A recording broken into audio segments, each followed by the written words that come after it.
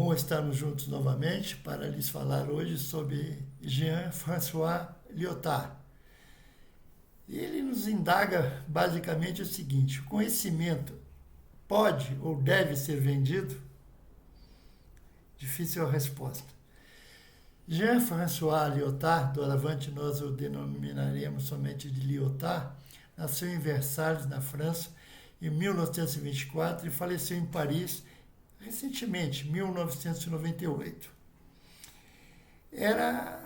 Foi uma das suas obras, das muitas que ele escreveu, a de maior expressividade foi a Condição Pós-Moderna, que ensejou o maior ênfase ao termo pós-moderno ou pós-modernista, sem que se saiba até hoje o que realmente significou ou significa neste mundo tão etéreo quanto seja o das artes em geral. Impressionante esse dado, né? Não se sabe o que é o pós-modernismo. O que é isso? O pessoal enrola e no fundo não explica. Ele foi um importante filósofo francês, referia as metas narrativas como histórias únicas, extensas, singulares, como são todas as histórias que buscam enquadrar a totalidade histórica do conhecimento num único quadro. Aos 30 anos, influenciado pelo movimento socialista comunista, então viçoso e popular no meio acadêmico, bem como pelo seu engajamento bastante crítico contra o regime colonialista que a França exercia na Argélia, lecionou ainda e também em diversas universidades de renome no exterior, inclusive na Califórnia, em Atlanta, em Yale, no Canadá e até mesmo aqui no Brasil. Contudo, felizmente, ele amadureceu o seu pensamento e rompe com esses laços marxistas por volta dos anos 1980, ao aderir ao pós-modernismo, eis que insurge-se contra a característica totalitária do socialismo-comunismo. E aqui já vai uma pitadinha de crítica. E se insurge contra esse totalitarismo socialista-comunista. Por quê? Porque tais explicações totalizantes, como o cristianismo, ou mesmo o marxismo, e outras tantas existentes por esse mundo de Deus, constituem-se inapelavelmente para todos os dominantes um sentido autoritário, nefasto à humanidade. Tais grandes narrativas fecham quaisquer outras maneiras de pensar, encaixotando-as em críticas e taxando-as, no mínimo, de antissociais e escravizantes. Ao fundo e ao cabo, Lyotard prega acertadamente, no meu modo de pensar, que nenhum sistema de pensamento pode deixar de ser transitório, relativo, circunstancial, eis que o mundo sofre e o faz constantemente de autotransformações que exigem novas maneiras de pensar. E se o mundo evolui, exige que se pense imediatamente da mesma forma, de uma forma contínua. Mudando um pouco o fulcro da nossa atenção, percebam aqui, desde já, a sutil maneira do ser-pensar norte-americano em cooptar intelectuais em tese contrários ao pensamento dominante na América. Enfim, se não fosse para cooptá-los, pelo menos seria, e é uma maneira de conhecer, ao máximo, os meandros do pensamento daqueles que se opõem ou se opõem ao que lhes baliza os seus pensamentos estratégicos. Ou seja, conhece o que teu inimigo pensa para poder combatê-lo melhor.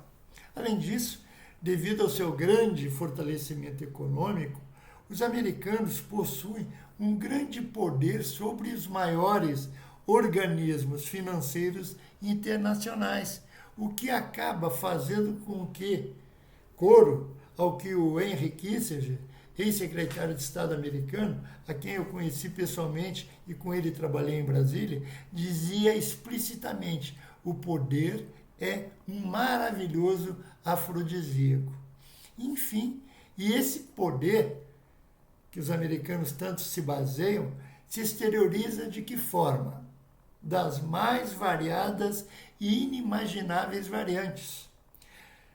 Da produção de alimentos, da geração de energias, da industrialização que exige cada vez mais e mais especializações, enfim, de tudo quanto possamos imaginar. Tudo aquilo que gera conhecimento, isso é importante. E onde é que, enfim, entra o pensamento essencial de Lyotard? Simples e direto. Quando o conhecimento se transforma em informação, deixa de ser uma matéria apenas cognitiva e se transmuda em produto de compra e venda. Simples assim. Se não vejamos, tudo o que é produzido hoje em dia está arquivado eletronicamente em algum lugar, podendo ser monetizado ou não, conforme os interesses. Daí sendo gerada uma outra enorme variedade de opções, pois simplesmente deixa de ser inquirido, apurado, enfim, se o conhecimento gerado é verdadeiro ou falso, mas tão somente se lhe atinge outras finalidades. E quais seriam essas outras finalidades? Sabe-se lá. Ou seja, a moralidade toma o lugar da ética e resulta na pergunta básica do pensamento de Lyotard: isso pode ser vendido? Aquilo que foi gerado de conhecimento pode ser vendido? A partir daí, uma constatação fática emerge, surge. O fluxo do conhecimento irá ficar condicionado a interesses, ficando restrito aos detentores do poder. A liberação de tudo quanto foi e poderá ser gerada?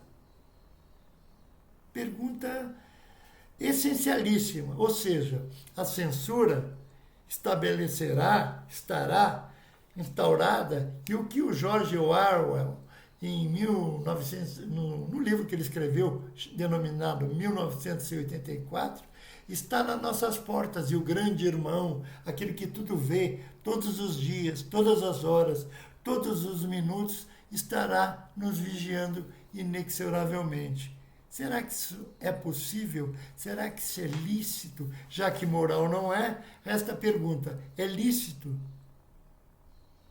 Será que isso vai atender aos anseios de quem produziu o conhecimento? Se eu puder pagá-lo, seria beneficiado. Se eu não puder pagá-lo, eu ficaria às moscas, sendo dominado por quem detém aquele conhecimento. Vou lhes dar um exemplo básico.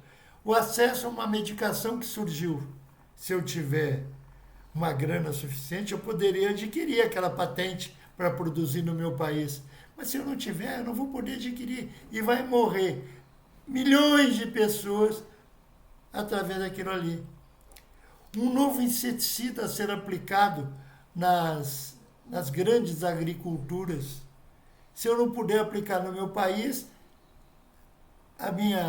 toda a minha produção agrícola daquele semestre, daquele ano, daquela década será prejudicada.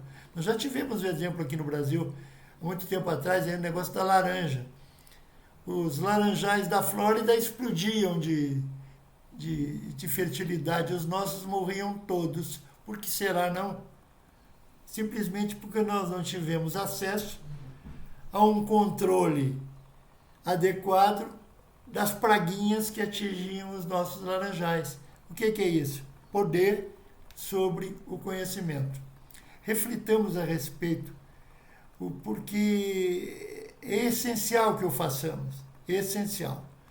Tenhamos, enfim, uma boa semana, reflitamos a respeito, porque o assunto é candente, e tudo que é candente nos angustia. Por favor, fiquemos angustiados. Esse assunto assim o exige.